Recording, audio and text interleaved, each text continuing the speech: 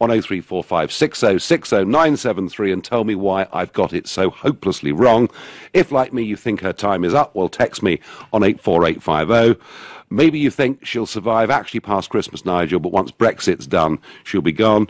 And, of course, you can tweet using the hashtag Farage and LBC, at LBC. You can watch me on Facebook. I'm live here from Brussels, and you can comment there too. And my first caller on this subject is Andy. Andy, will it all be over by Christmas? I don't even think she's going to make Christmas, Nigel, to be honest with you. Oh, I was being too optimistic, was I? Yeah, you're looking on the bright side for her, I think. But she's totally unsuitable for the job. And I think the best Christmas present she could get would be her P45. Because that woman, look at when she took the job over and look at her now. She was never a stunner, but she looks about 105 now, doesn't she? She looks really terrible, health-wise as well. But well, I mean, to be honest, Andy, almost anybody that gets the top job, whether it's American presidents or although Trump looks the same as he did, I have to say, but generally we see sort of the Jimmy Carters and the Obamas, and they age terribly, and much the same in British politics. So it is a very, very tough job. But you think in her case the strain looks worse, yeah? I think in her case the strain's starting to tell on her. And to be truthful with you, why have we got so many Remainers negotiating our exit from the EU? Yeah, I think it's something like 18 out of 25. Last time I looked, 18 out of 25 in the cabinet voted Remain. I think one of them's changed his opinion. I think Jeremy Hunt now says he would vote Brexit, but the Damien Greens and the others all very much Remain. And of course the recent promotion, Gavin Williamson, who went from being Chief Whip to being Defence Secretary, and he too is a Remainer. So I have to say, Andy, there's an irony in all of this. I mean, for me particularly, having fought against these people for a quarter of a century, having beaten them in the referendum, and now it's the same people still in charge. So it is a bit dispiriting, isn't it? I actually met you in Romford Marketplace when we were out campaigning for the referendum. I'm a member of UKIP, and we went out every weekend for 4 months. We worked really, really hard. And the one thing that really, really gave me the ump, and I've got to be truthful with you, is the way that the Leave people, Gove and Boris Johnson, pushed you to one side. So when we were at the count and you came out and you was the first one to say this is our Independence Day, yeah, I think you've done the right thing there, mate. You got a little bit of limelight back, because without you, we wouldn't have got it. No, well, I mean, the problem was, Andy, the official Leave campaign was merely a Tory party campaign. There was one Labour MP chucked in there for sort of leaven the bread a bit. No, there you are. I'm afraid that the big parties, the big two parties, have dominated politics in this country for a very, very long time, and they haven't done the country much good. And it's why, to be honest with you, I don't just want Brexit. I want a change in the electoral system that breaks up those parties as well. So, Andy, thank you. You reckon she'll be gone sooner than Christmas. Tony in Milton Keynes, what do you reckon, Tony? How secure does the PM look?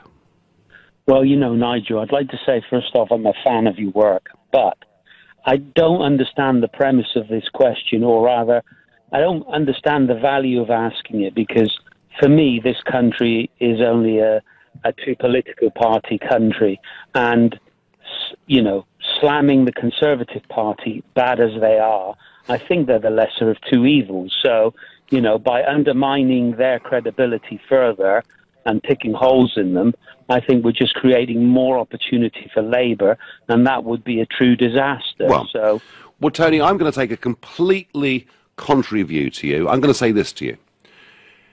If this woman stays as Prime Minister, completely incapable of holding together a cabinet that clearly, some of them are at war with each other, others are behaving with almost no discipline whatsoever. If she stays as Prime Minister, in charge of this party, I am certain that Corbyn is in with a really good shot of winning the next election. So you could argue, Tony, one of the reasons I think they should get rid of her, they should get somebody who believes in Brexit to head up the party, to head up the country, is actually to stop the Corbyn Marxism from taking over. Well, good luck with that. I mean, I'm all for that, but I'm not. I must admit, I'm not convinced that you know, undermining them and making them, you know, clearly suffer for all their mistakes so publicly is really going to achieve that. I really don't. I don't think Tony, I haven't undermined them. She's undermined herself. That's really the point I'm making. I agree. You haven't. You're highlighting it. They've done the damage, Yes. and I just think it's one of those Yes. things that we have to live through and work through, and it's either that or the worse evil, in my opinion. I'm not blaming you for it. I'm saying, hey, by the way, I believe you are the most powerful politician we've had in many years because, you've created change, and it's about, making things happen. But Tony, do you not accept my point that the longer she stays, the stronger Corbyn gets? It does seem that way, but as a public, we have a short memory, and if the economy picks up and things look better, I think, the only reason for voting Conservative is the faith we have in how they'll manage the economy and everything that rolls on from that. So I just think it would be a complete disaster for the country if Corbyn gets in, and I hear you. Well, and Tony, I'm not disagreeing with you, Tony, but I'm saying to you that if they get a strong leader that believes in Brexit and clearly believes in Brexit, actually they could damage Corbyn hugely. Do you know there are 3.5 to 4 million Labour voters out there that voted Brexit, right?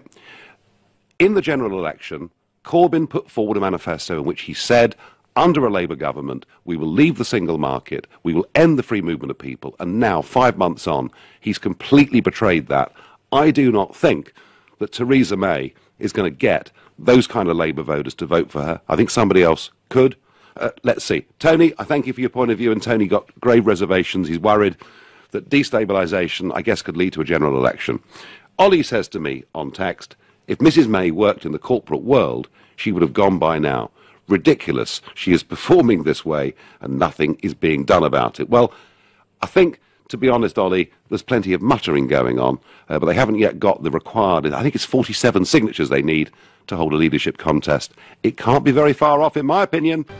It was the Conservative supporting Daily Telegraph who, on their front page today, put some polling out that I think is pretty shocking. It shows that faith in the Prime Minister's ability to get the right deal on Brexit has now plunged from 44% in the summer of this year. It is now 26%, and I feel it's falling very quickly, not just because of the way the negotiations are going, but also because of open cabinet disarray. Graham says to me, I hope she hangs on, Nigel, because the Corbyn-McDonnell alternative is a terrifying prospect. Graham, as I said to a previous caller, if you're of that disposition that you're scared, I mean, some people are very excited about Corbyn perhaps being the next Prime Minister, but if you're concerned about Corbyn being the next Prime Minister, then I think the one big ally that Corbyn has got is Theresa May. The longer she stays there, the stronger Corbyn will be. That's what I think. So far, you all disagree with me. I'm going to go to Charles, who's calling from Dulwich, a first-time caller to this show. Charles, good evening. Good evening, Nigel. I'd like to try to put it another way. I think that the next election is Corbyn's to lose. I mean, he's riding high on the polls at the moment. But Charles, can you speak more directly into the microphone, Charles? You're coming across a bit distorted. Is that better? Yeah, marginally. Yeah, go on. Yeah, my thought is that it's Corbyn's to lose at the moment. He's riding high on the polls. She's in the most terrible trouble. But if she hangs on for another 18 months to 2 years, when things can get better, and they should do, then he's going to have the difficulty of hanging on to his lead. And I think it's the other way around. You say the longer she's there, the more likely it is for Corbyn to win. I take it the other way around. I would say the longer she stays there, the more difficult it is for Corbyn to win because he's so much ahead in the polls at the moment. And as you know, time is the worst enemy when it decides against you. Well, that's certainly true, and that can happen to either party, of course. Charles, do you think? I mean, do you see in the next 18 months the cabinet coming together, acting with collective responsibility? Boris Johnson not making public mistakes, Priti Patel actually telling the Prime Minister when she's been to meet other heads of state. I mean, do you see some remarkable coming together of this Tory party happening? I do, save for the point you make about Boris. I think Boris is a very difficult customer, and I don't think he should be there anymore. But I don't see any reason why in the next 18 months to 2 years the cabinet shouldn't coalesce around Theresa May for fear of what could happen when Corbyn and McDonnell take over. And I think that might well be a feeling that goes all the way around the country. And as I say, it is Corbyn's to lose. It's entirely possible that after this terrible time she's having, including, of course, what we heard this morning with all these people behaving badly on tax and this going all the way around the world, that she could actually have a good period obviously it's a big if, but if she can get something out of the Brexit and make it look reasonable and not too awful, then I think she's got a very good chance of winning the next election, not because she's a brilliant leader, but because she's probably a good manager in the end, and that's what you want.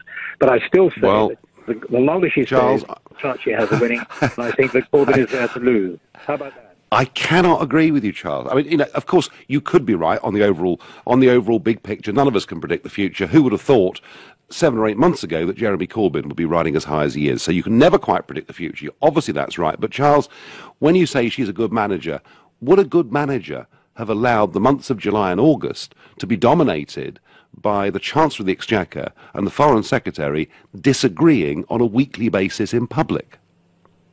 Well, I think you've got to look at the country as a whole. The country as a whole is divided, and you wouldn't expect the cabinet to be anything less. I mean, it would be very odd if the cabinet was entirely united and the country was entirely divided about the main issue, which is Brexit. So, yes, but there is a thing. There is a thing, Charles, there is a thing called collective responsibility, isn't there? Yeah, there is. I agree with you. But I mean, people have had the opportunity to speak. No, Charles, I'm losing you. You're going all crackly. Charles in Dulwich disagreeing with me very strongly. Another caller disagreeing with me very strongly. He thinks if May sticks in there, this is Corbyn's to lose, and he sees her as a good manager. Sorry, Charles, I don't. By text, you keep on about Theresa May, but never say who should replace her. I don't hear Rees Mogg saying she should be replaced. Well, of course you won't. Jacob is loyal to the party. He'd never say such a thing. On Twitter, people are now just starting to realise there was never going to be a good Brexit, hence the poll results. Well, whoever sent that, there could be a good Brexit. We need to know what we're trying to achieve. Nigel, you are funny, you know. The 2 ministers you have messed up this week are Brexiteers. If she fired them, you'd be the first to scream, says Dr. Ruff. I haven't messed up anybody. It wasn't me that said the woman serving 5 years in Iran was their training journalist, which surely was red rags to the bull. I didn't do that, and Priti Patel I've got lots of regard for. But you can't just head off and meet foreign heads of state as a cabinet minister without actually telling anybody. And Rob on Facebook says, I think she's in dire straits. She knows it. She's hanging on for all she's worth, to the point of not sacking people. And even Charles from Dulwich, who was a big supporter of hers, he kind of said he thought Boris wasn't helping and that Boris ought to go. Is she going to fire Boris? I don't think so. Ben in Bristol, what do you think, Ben? Hi, Nigel. Seems like only Sunday we were talking. We're back on again. I know. So Nigel, what? We're not in so much agreement, I don't think. I think you've got to let it go, Nigel. You've got to let it go. This obsession with taking down Theresa May. It's a fair point. There's nobody decent enough to replace her. Give this woman a break. She is handling a very difficult time in the country's history. She's a very calm, very wise, intelligent woman. People are up in arms because she coughed once or twice at a conference, some letters fell off the wall, and she had to apologise for winning an election. She won that election fair and square, by the way. The media is in total hysteria. They've been in hysteria. Well, did you listen, Ben? Saying she couldn't do Ben, it. did you listen to her interview? Did you listen to her interview with Ian Dale a few weeks back? Which one? What was saying what? When Ian interviewed her, and he said to her, if the referendum was held now, how would you vote? And she plain blank refused to answer. Nigel, don't panic, mate. Don't panic. You won the referendum, all right? The Brexit's going to go through, all right? Theresa May. Is it? Understand. Well, it will of a kind. Okay, look. It will of a kind, Ben. It will of a kind. But why is she giving us transition periods that will undoubtedly last to the next election? That's not what we voted for, is it? Nigel, don't panic. It'll get done. Just relax. Don't let the media... Don't panic. A calm man like you, a wise man like you, has got to stop panicking. And you're reading too much and you're getting too caught up in the media, Nigel. Just relax. I think, Ben... I'll tell you what I think, Ben. Ben, if she stays as Prime Minister... whilst we will leave the European Union in name at the end of March 2019. We will, through the transition period that she's proposing, which she says will last for around 2 years, which takes us up to the next election, we will effectively be members of the European Union, just with an even worse deal than we've got now. And then you could get a Corbyn Labour government that keep us in the single market and keep free movement of people and keep the contributions. And that is the great risk to Brexit that Theresa May poses. Look, Nigel, I kind of understand your concern, but you've got to relax. She'll get the job done. The people have voted, okay? These politicians, they're not stupid. Even the liberal lefties, people like Liz Kendall, people like that, even they don't want to go against the vote of the Brexit. They're frightened of going against that, okay? It's gone through. When she stood in front of the cameras, she said, you voted for the Brexit, I'll do the Brexit. Whether she would have voted for it or not doesn't matter anymore. She says, I'll do what the people want, Nigel. She's going to do what the people want. It's media hysteria that's trying to bring her down. I don't think, Ben, I don't think... She's good. She's fine. I don't think you can turn around... I don't think you can turn around the ship of state and get it pointing 180 degrees in a different direction to where it's been for the last 4 to 5 decades, unless you believe in what you're doing. One last quick question, Ben, for you. Do you think she's the best leader right now of the Conservative Party? Absolutely. Absolutely. Absolutely. She says this woman is just the right person for this job right now. She's got the calmness, she's got the astuteness, she's got the values, she's a strong Christian woman, and you need that leading the country, by the way. People don't want to hear that, but you do. She's got her head screwed on, and she cares about people enough. But she's not paying you, Ben, is she? She's not reading Twitter like, you know, Andrea Leadsom or whatever. She's not reading Twitter every 20 minutes, panicking whether people like her or not. She just quietly gets... Ben, reassure me. Reassure me you're not on the payroll. I've already reassured you. I'm just a common sense, straight thinking person, Nigel, like you. Okay, no, fine. Well, we disagree on Theresa May. I want Brexit to happen. I certainly don't want the Corbyn form of Marxism to take over the country, but I think she may well deliver that. Ben, we agree to disagree. Suzanne says Mrs may not last till Christmas, but will it be a case of better the devil you know than the devil you don't? I wonder what Sam in Worthing makes of that. Sam, good evening. Oh, hi, Nigel. I totally agree with you. I mean, I'm a businessman myself. I've read so many books. I've never come across anyone who said, I've been successful in a project that I didn't believe in. Theresa May doesn't believe in Brexit. Why she had it? I understand she has to be there at the minute because people don't want Corbyn. But she doesn't believe in it. If she sits across Merkel, Merkel's going to think, Brexit talk is a joke. I'm negotiating with someone who doesn't believe in what you're doing, they could push you around. So I totally agree with you. I think the right thing for her to do is probably step down. Get someone who believes in Brexit. Get someone to talk with authority. You know, Ben, you and I are following exactly the same logic on this. You can't do a job, as big a job as Brexit, of turning the country around unless you believe in it. Sam from Worthing, I thank you. You're listening to The Nigel Farage Show. Public support in the Prime Minister and her ability to deliver Brexit is collapsing. It is now down to 26%, and that amidst a cabinet in complete open disarray. I do think she'll be gone by Christmas. I could be wrong. Many of you think that I am. But today is also the 7th of November.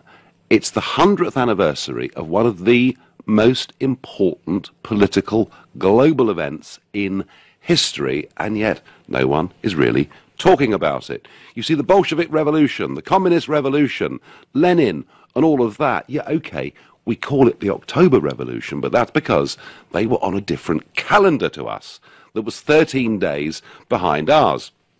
Later on, they changed and got with us. So actually, November the 7th now is the day that is remembered for when, finally, this form of communism that was to last for decade after decade took control. It is something that Russia, modern-day Russia, is clearly embarrassed about, because there were no great centenary parades taking place today in Moscow. There was a celebration of driving out the Nazi invader, but nothing very much about communism. And I think it is worth remembering, 100 years on, that this ideology that was supposed to make the world a better, more perfect, fairer place, finished up killing millions of its own people, enslaving Eastern Europe, and spreading its ideology to many other parts of the world. And all that it brought, frankly, was poverty and misery.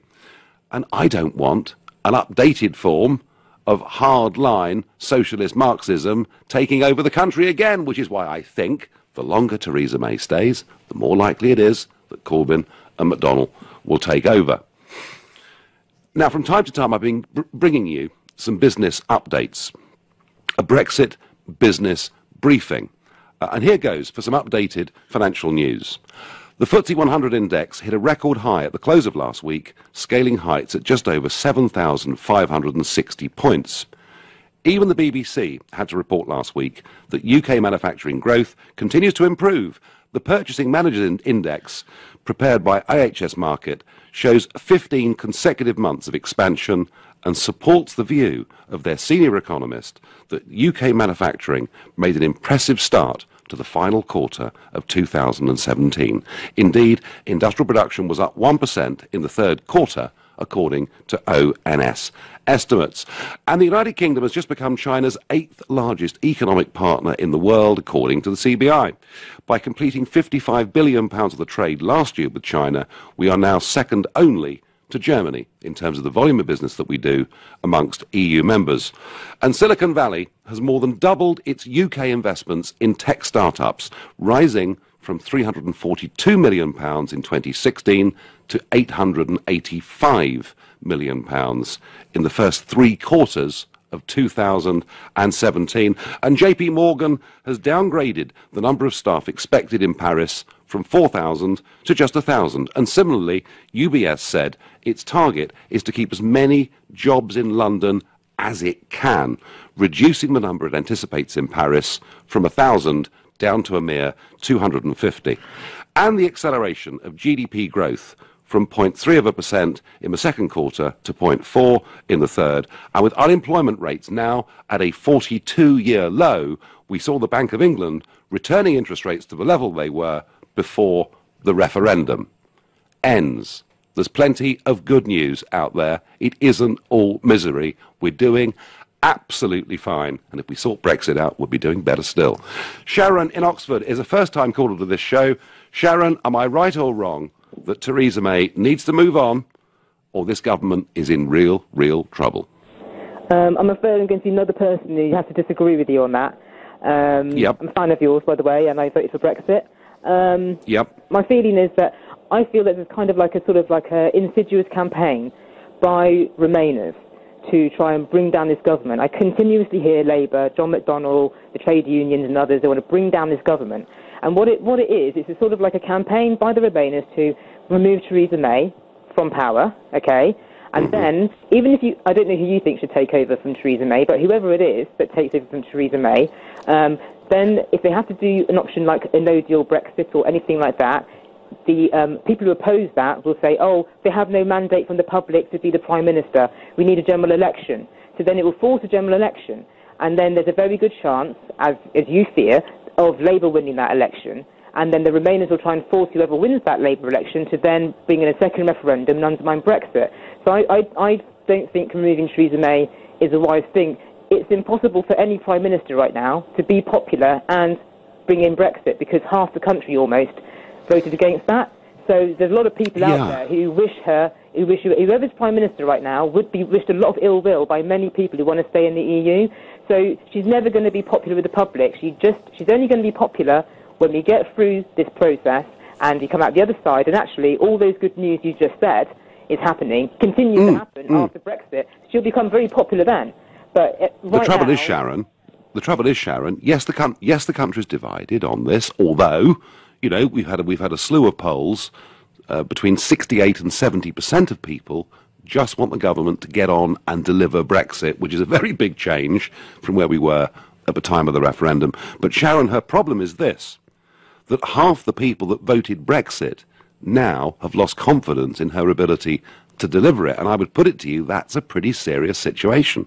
Yeah, there's a kind of vicious media campaign going on right now to show anything that's going wrong. Even if you take this sort of MP scandal, this sort of like sleaze scandal that's happening, the focus is on the Tory MPs, who are the sleazy ones. And even though Labour has the most serious problem, actually, of someone having been, raped, that's not focused on. So the focus is on trying to sort of condemn as many Tories as possible, preferably ones who are in the cabinet, so we can try and get some kind of disarray there to show the Tories are in disarray all the time. Well, they are. But they are, Sharon. Yeah, but what I'm trying to say is that it's always about trying to because there's a campaign to undermine the Tory government. And actually quite a lot of the language, when they talk about sexual harassment and everything, a lot of the language and media coverage towards Theresa May, the way people speak about her, is very, very sexist. So I think there's two things here. There's an element where there's a woman who's the Prime Minister, and there is unfortunately a difficulty in this country of women being Prime Ministers. I've only noticed it now, since we've had Thatcher and now we've got Theresa May. And when they have to do something that's going to be unpopular with a lot of the public, which in this case is Brexit, that there's a sort of vicious campaign. They're portraying Theresa May as pathetic. Oh, she's such a weak woman who can't do, she's barely standing up. She needs help standing up. She needs a smelling salts to cope. There's a portrayal of her as that. And I find it to be very, very sexist on the one level. But I just think that there's a long-range campaign. All the Tony Blairs, everyone's very quiet right now. They're quiet, and everyone's saying how wonderful Jeremy Corbyn is, even though someone in Labour was raped by somebody, and they're not commenting. Well, Sharon, let's just be fair. There are accusations made against people in both parties, so this is not just a Labour or Tory problem in any way at all. Sharon, I want to say this to you, and I mean this. I want this Conservative-led government, obviously needs the DUP to help it with numbers, but I want this Conservative-dominated government to deliver the Brexit we voted for. I wouldn't want to do anything that upset that or stop that, but I genuinely believe that the longer she's there, the more Brexit effectively is getting kicked into the long grass with this concept of a transition deal, and the stronger Jeremy Corbyn gets. And Sharon, that's my position. Yeah, I disagree with that. I just feel, we definitely need, if she can stay until the end of Brexit, definitely, because I think that it's unfortunate with the general election. I wish that more people had voted Tory, who voted Labour. What happened? But why didn't they? Why didn't they, Sharon?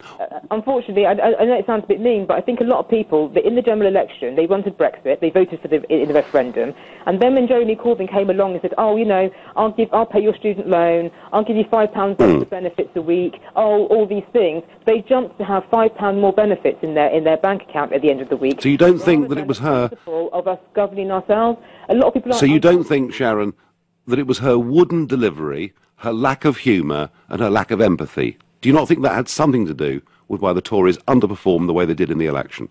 The election campaign was a disaster, but you see, yes, people like myself who would never vote Tory normally was forced to vote Tory because I want Brexit, okay? But people didn't have the principle of the principle of us as a country governing ourselves was less important to a lot of people than it was to have a £5 extra tax credits or something like that. They voted for the kind of the benefit system and the things that Jeremy Corbyn proposed. A lot of it is never going to be able to happen. It's just the country would buckle to its knees, the amount of money he was going to spend. But they voted for those kind of things instead of actually saying, you know what, we need to govern ourselves.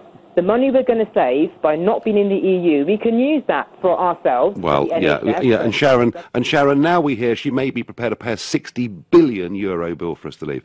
Sharon, you believe in her, you voted for her, that's fine. I have to say I've got pretty grave reservations about her. But a lot of you think, it's better the devil you know, or actually she's not doing too badly. Norma takes my view on Facebook and says, "Evening, Nigel, she is way out of her depth. We need someone who believes in our country to take the job." Well, I'm not saying Theresa May doesn't believe in the country, but she clearly doesn't really herself believe in Brexit, and I think that's a huge, huge obstacle to doing this job properly. You're listening to the Nigel Farage Show exclusively on LBC. Support for the Prime Minister has fallen to all-time lows in terms of the country's belief that she can get on and deliver a good Brexit deal. I think she needs to go. I think it would save the Conservative Party, and I think it may well, if you get a good Brexit leader of the Tory Party, actually cut Jeremy Corbyn's vote off at the knees. Many of you disagree with me. Some do. Not many shades of grey in this. Nigel, Theresa is stuck in second gear. Time for a change, says Peter in Glasgow. If you want Corbyn in power, if you don't want Corbyn in power, why do you insist May needs to move on? Any change in status quo equals Labour in power. Well, that's the argument that says this, that if she goes, there has to be a general election. But I didn't notice one when Gordon Brown took over. I don't think that works personally. Nigel, we must be the laughing stock in Europe. In my 75 years, I've never seen a more shambolic government. And Neil says to me that I'm undermining the government and I'm giving ammunition to Corbyn and co. I don't want Neil to give ammunition to Corbyn and co. Not now that he's completely turned his back on Brexit. I wonder what Louis in Nottingham thinks of this. Louis, good evening. Nigel, hi. Yeah, well, it's a bit of a weird one, isn't it, to be perfectly honest? I mean, I am absolutely for Brexit. There isn't a great deal of what you say that I don't disagree with. I mean, to be honest, I'm in a position where actually I think that if May goes, we're all going to have problems. We're going to be screwed, as is often my phrase. Because I think it's possibly Corbyn coming straight back in. I mean, I'm well, hang on. So, hang on, Louis. I mean, this is important. So, if May goes, that doesn't mean there has to be a general election, does it? No, I agree with what you just said about Brown as well. When he took over from Blair back in 2000 and whenever it was 10, I think, or before that. Yeah, there wasn't one, was there? But and when May took over, and when hang on, Louis, when May took over from Cameron, that was after the referendum. There wasn't a general election, was there? No, there wasn't. No, she was a real fool for calling one, actually. I bet she's annoyed at herself, isn't she, massively? But yeah, I mean, to be honest, you see, the thing is, I just really think it's a ticket for Corbyn, because you know how it is now. She hasn't got a majority yet, and everyone's thinking, well, she hasn't got a majority. What the bloody hell is she doing in there? You know, well, I think that everyone's going to be absolutely, really, really screwed and thinking, you know, she hasn't even got a majority anyway. Why the hell should somebody else take over from her? And you know, why should they be running the country? That's what I think is going to happen. Because Louis, she's not up to it, and she can't hold her cabinet together. I do agree with you. And you know, Priti Patel, the situation with her, you know, it's pretty dismal, isn't it, that she can't even sack off her own foreign minister when she does something so appalling as go over to Israel. But I mean, you know, that's just proof. There's nothing wrong. There's nothing wrong with going to Israel, and there's nothing wrong with meeting Benjamin Netanyahu. But actually, if you go as a cabinet minister and a representative of a government, you surely have to tell the boss what you're doing. Oh, good God, yeah. I mean, geez, if I went to another organisation and my boss didn't give me permission to, God, I'd probably be sacked. The fact that she's still there clearly demonstrates she has no control over her party whatsoever. Yeah, absolutely. Well, there you are. So Louis, you're coming round. So if the alternative was that somebody took over from her who was a genuine believer in Brexit, would you feel happier? Yes, absolutely. But I'm really worried that everybody, you know, I think we're groomed by the system and by society to believe that there is a such thing as a democracy. Yet we're all sheep. We all follow one another, and that really worries me. And it worries a lot of people that I've been putting that to. And all of these other Muppets that vote, members of the public are just dumbasses. They're just Muppets because they just follow everybody else. They don't have an opinion of themselves. Hang on. That sounds like Barry Shearman talking about Leave voters when he represents Huddersfield. Louis, I can see your dilemma, and I think actually, Louis, thank you for the call. I think what Louis is saying is, in many ways, the one reason she's staying on at the moment as Prime Minister. It's this fear in the Tory party of, goodness me, who's going to replace her? How much of a civil war could that leadership election be? But most of all, could it lead to a general election? I don't see that it needs to. My next caller is Steve in Newport. He's a first-time caller to the show. Welcome, Steve. Hi, Nigel. It's a great pleasure to talk to you. My wife and I have been long admirers of your trying to extricate us from the Brussels machine. Yeah, well, I did my bit, Steve, but it's now Theresa May's turn, and a lot of people are now saying she's not doing a very good job. I would agree with that. I think she's totally inept, but the problem is that there isn't a viable alternative within the Tory party. There is no one there that one could have any confidence in.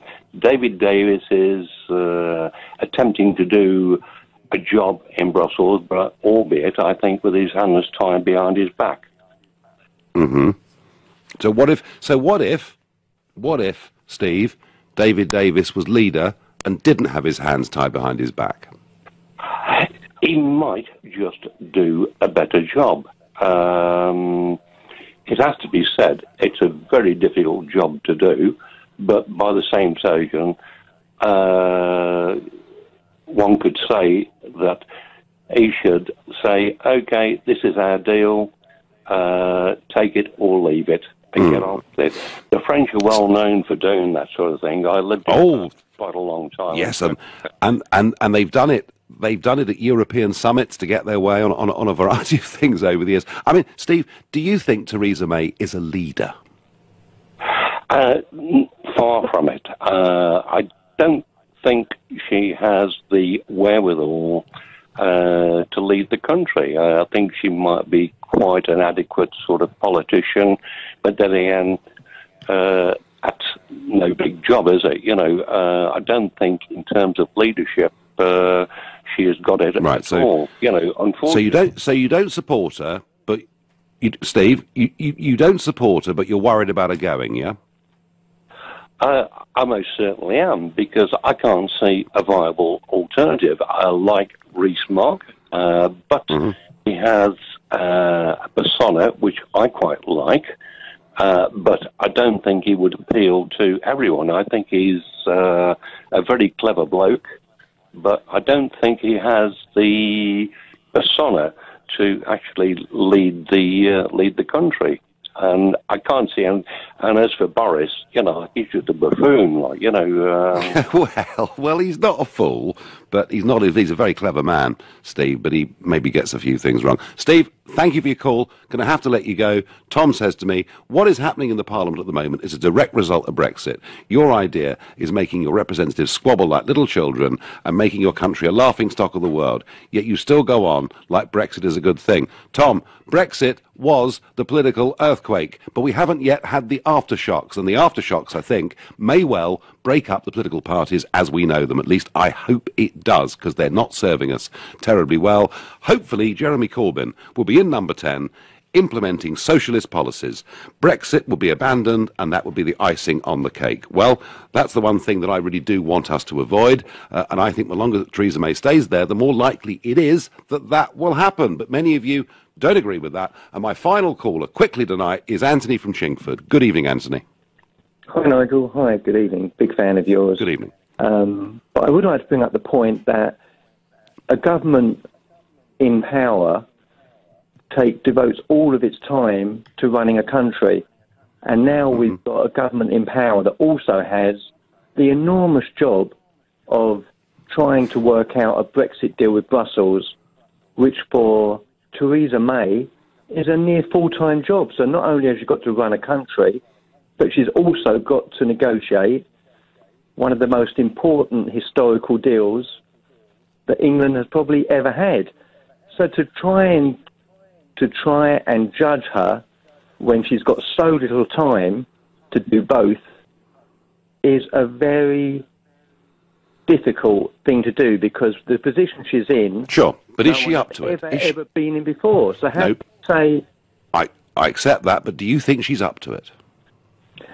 Well, who's up to it? Who can possibly run a country and run such a huge task that Mr. that Cameron walked away from? Anthony, I'm going to have to let you go. We've come to the end of time. I will answer that by saying someone that believes in it. You cannot do this job unless you believe in it. Brexit is way, way, way too big for that. I may be wrong. She may well limp on as leader, but it seems to me they're very divided. They're not sure where they're going, and support for her is collapsing in the country in terms of people's confidence in her to deliver Brexit, and I'm one of those people too. I've got no confidence. You've been listening to The Nigel Farage Show here on LBC.